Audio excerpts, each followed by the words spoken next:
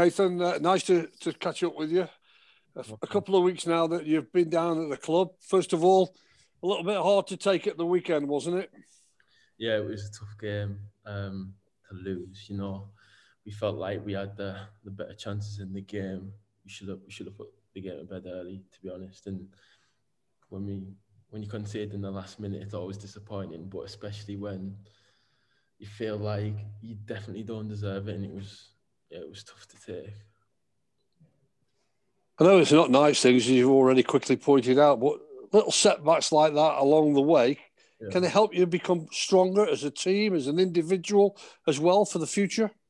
Well, yeah, of course, it helps us learn. Like, we can learn and take it in other games when maybe things aren't going our way. We need to be tighter at the back, no matter how, like, what's happening up front. If we're not putting the ball in the back of the net, we need to make sure that we're not conceding late goals, and we can just, all we can do is learn from it. It's gone now, it's in the past. We just need to look forward to the future and build on it. You, on a personal note, it was the debut for Crewe. Yeah. We'll quickly gloss over the couple of free kicks. We won't get into any of the free kick situation. You could explain a bit more of that when you settle yourself down, but was it a fairly satisfactory debut for you? For me personally, I feel like I've got a lot more to give, Obviously, I don't know what was going on with my free kicks. That's normally something that I'd like to think is one of my strengths, my long passing. Don't know what was going on there, but like I said, all we can do is learn now and take it to the next game and, try and improve. Talk us through your career, if you don't mind. This is the first chance we've had a chance to talk to you, of course. You're in that Middlesbrough setup. You've had some first-team appearances there and played at all the levels of England youth teams as well. Yeah. So I got a Borough when I was 13. My first season was under 14. And, my first season in the academy went quite well. I got in England, set up the next year under 15. And I've been in there ever since. In and out, obviously. Sometimes I've not been picked. Sometimes I've been picked, and it's been a great experience for me. And then when I was 16, I got the chance to make my debut for my hometown club, Middlesbrough, which was, at the time, it was amazing. Like, I'm a Borough fan. I grew up in Middlesbrough, and to make my debut, especially at such a young age, was really good, and then ever since it's felt slow. People always say to me, like, you're so young, especially for a centre back, you need to be patient. But I've had, I think it's 11 appearances since I was 16, which is like over 2 years. If you take away my age, it's not a lot, but I've just got to gain experience. That's part of the reason I'm here, to play games, to win games, and get to know more about men's football, so I can take it back next season and hopefully leave a good mark on this football club.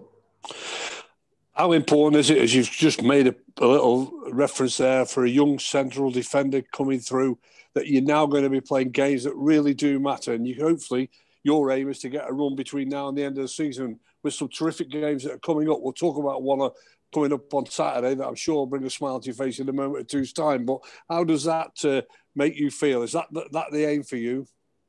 Well, yeah, I've come here to play as many games as possible, and not only play but to win. The club's an ambitious club, but like everyone in it, from my first day, I was excited to be with all the people. It's ambitious. It's got like big hopes. It wants to be in the Championship next season, and I'd love nothing more than to contribute and help us get there. The fixtures are coming up very, very quickly, aren't they? And you would have had a look at them. You've got some terrific fixtures. I know that the Swindon game was a big disappointment, because that would have been one that you definitely highlighted to win. But when you looked at what's coming up, you joined and you played against Peterborough, although you didn't get on that game. But now, following up, Accrington, Stanley, Sunderland. I'm sure that's going to bring a smile to your face coming up on Saturday as well. And the likes of Doncaster, Lincoln and Blackpool, all teams with promotion hopes. It's a bit like Crewe, who are becoming a bit of the outsiders, but are still in there.